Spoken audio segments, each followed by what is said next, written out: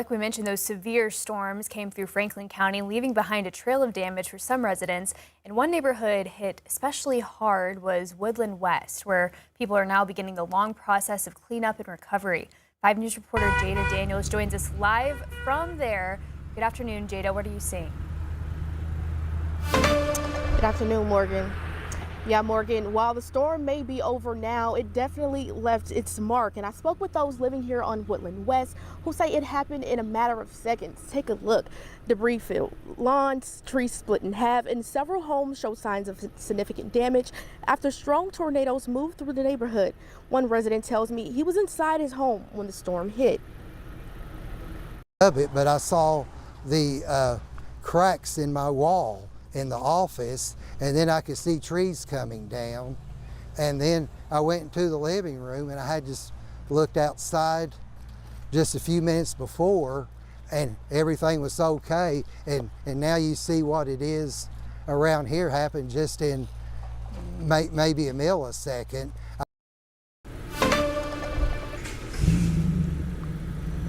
Yeah, now as recovery efforts are underway, neighbors are spending the day assessing damages and checking on one another.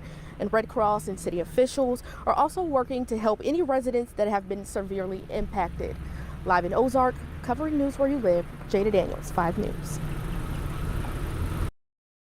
God was watching over this community in this city because, praise the Lord, we did not, there's no casualties, and I think everyone is okay that we've all checked on. Got a lot of wind damage. Obviously, he did tell me that a tornado had touched down, and so we're just thanking God that it wasn't worse than what it was. Well, that's Mayor Roxy Hall feeling thankful that everyone's okay after this morning's tornado. Emergency management confirms no injuries have been reported. 5 News reporter Claire Everbach spoke with community members who faced some of that damage about what they experienced this morning. I'm standing on North 26th Street in Ozark, where several homes faced damage from this morning's tornado. Trees came down on homes, cars, and temporarily blocked roadways.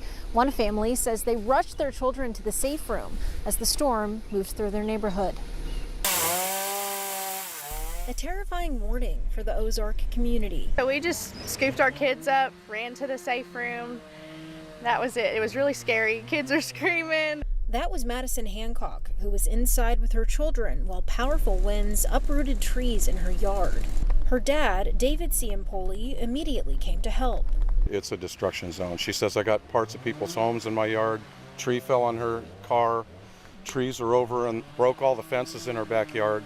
Hancock says this was her first experience with a tornado, and while frightening, her family leaned on their faith and stuck together. We just got in the room and prayed. That was the biggest thing, and I think that really, he put a hedge of protection over our home. You just hope for the best, but when you have Christ, it's easy. Friends and community members soon arrived to help clean up the debris, which Hancock says shows just how strong the Ozark community is. They've, come to check on us. They're cleaning up the yards, and it's just really comforting to know that you've got people around that are willing to help. Mayor Roxy Hall says the American Red Cross is at the Ozark Community Center to help families impacted. In Ozark, covering news where you live, Claire Everbach, 5 News. Thank you, Claire.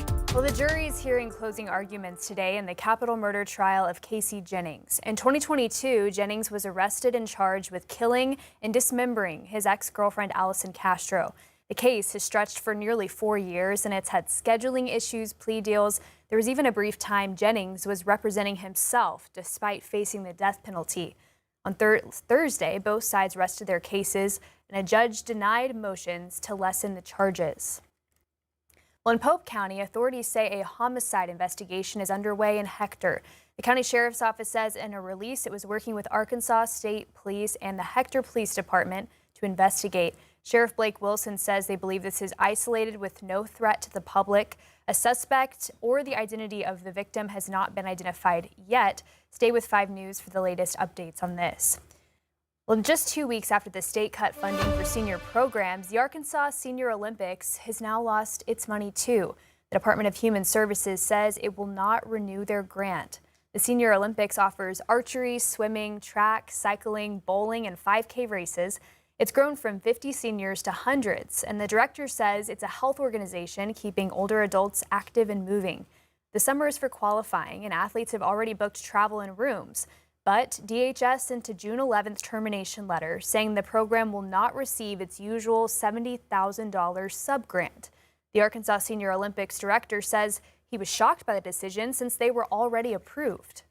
They approved us for another 2 years. So basically they said, our fiscal year with them starts July the 1st. Okay.